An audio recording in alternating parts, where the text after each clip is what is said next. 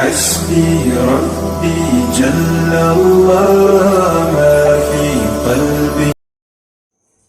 بسم اللہ والحمد للہ والصلاة والسلام علی رسول اللہ رب اشرح لی صدری ویسر لی امری واحلل عقدۃ من لسانی یفقہوا قولی.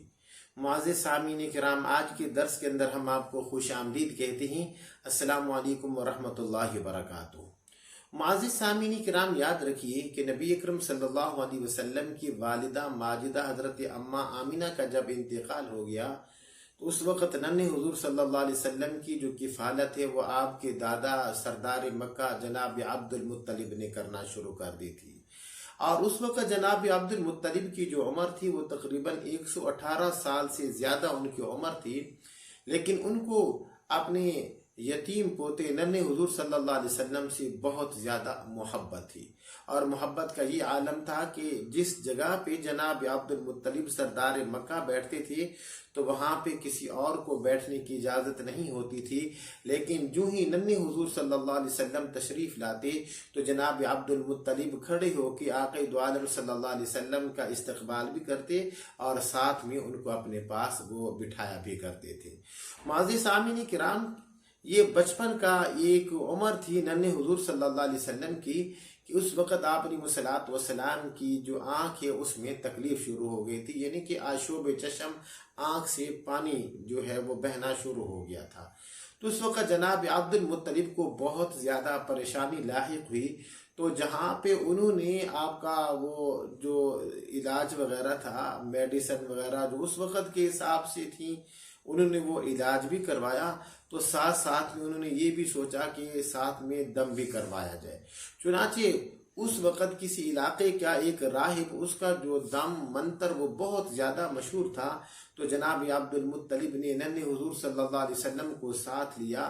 اور دادا اور پوتا وہ اس راہب کے پاس چلے گئے. تو دوپہر کا ٹائم تھا، تو وہ جو راہب تھا وہ اپنے گھر میں بیٹھا ہوا تھا. سردار مکہ نے پہلے دروازہ کھٹکھٹایا تو وہ باہر نہ نکلا، دوسری مرتبہ پھر کھٹکھٹایا پھر بھی وہ نہ نکلا، پھر تیسری مرتبہ پھر دروازہ کھٹکھٹایا پھر بھی نہ نکلا. پھر اچانک وہ بڑی تیزی کے ساتھ اٹھا اور باہر آ کے اس نے جلدی کے ساتھ وہ دروازہ کھولا. اور وہ راہب کہتا ہے کہ جب آپ نے تینوں مرتبہ پہلے دروازہ کھٹکھٹایا تو میرا پروگرام نہیں تھا کہ میں باہر آؤں، لیکن جب 3 مرتبہ آپ لوگ دروازہ کھٹکھٹا چکے اور میں بیٹھا رہا تو اسی وقت زمین کے اوپر وہ زلزلہ شروع ہو گیا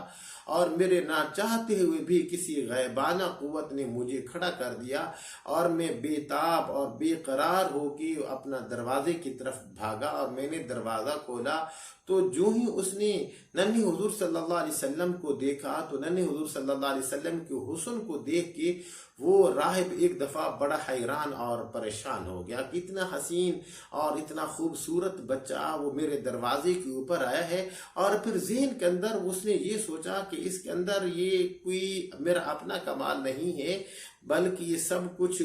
جو ہوا ہے میرے ساتھ یہ اس بچے کی برکات ہیں.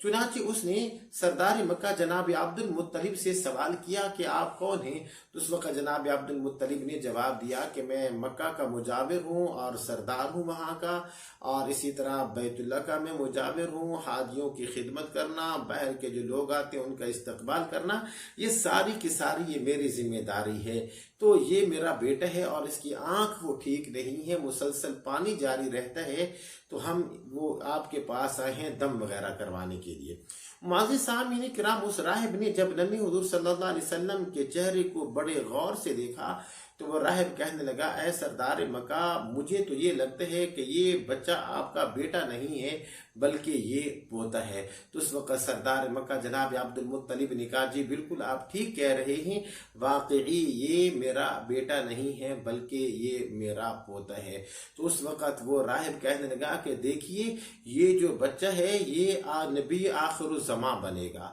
اور ہماری کتابیں یہ بتاتی ہیں کہ اس بچے کی جو آشوب چشم کا مسئلہ ہے وہ کسی ڈاکٹر کے پاس اور کسی حکیم کے پاس اس کا علاج نہیں ہے، بلکہ اللہ رب العالمین نے اس کا جو علاج رکھا ہے وہ اس کے اپنے لعاب مبارک کے اندر رکھا ہے۔ چنانچہ اس راہب نے رحمت دو عالم ننھے حضور صلی اللہ علیہ وسلم کا تھوڑا سا لعاب لیا اور وہ آپ کی آنکھ کے اوپر لگایا، تو اسی وقت اللہ رب العالمین نے ننھے حضور صلی اللہ علیہ وسلم کی آنکھ سے جو پانی بہ رہا تھا اللہ نے وہ ختم کر دیا۔ معزز سامعین کرام، پھر باقی ایک وقت آیا، یہ تو بچپن کا واقعہ تھا، پھر ایک وقت وہ بھی آیا کہ یہی لعاب مبارک حضرت سیدنا صدیق اکبر کی ایڑی کے اوپر لگا تو اللہ پاک نے وہ شفا عطا فرما دی، اور پھر یہی لعاب مبارک حضرت سیدنا علی المرتضیٰ کی آنکھ کے اوپر لگا تو اللہ پاک نے شفا دے دی، اور پھر اس لعاب مبارک کے ذریعے سے اللہ رب العالمین نے کتنے بیماروں کو وہ شفا دی، اور اس لعاب مبارک کی برکت سے اللہ نے نمکین جو کنواں تھا اس کے پانی کو اللہ نے میٹھا کر دیا۔ یہ واقعی کہ خالق کائنات نے نبی اکرم صلی اللہ علیہ وسلم کے دعا مبارک کے اندر وہ شفا رکھ دی تھی۔